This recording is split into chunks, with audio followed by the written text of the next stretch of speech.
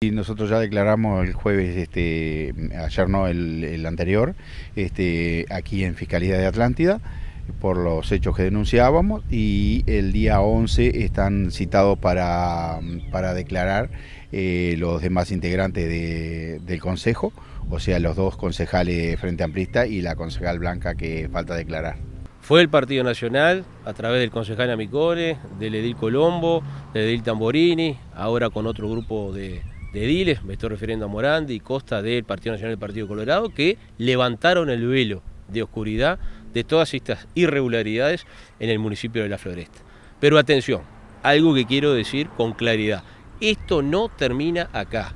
La comisión investigadora de la Junta sigue su accionar.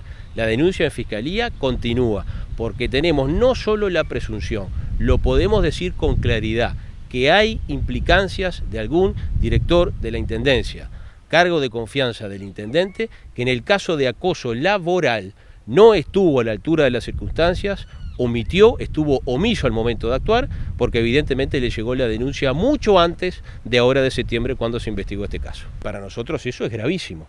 En este caso, una persona que es de confianza del intendente respalda al hoy exalcalde, al que renunció.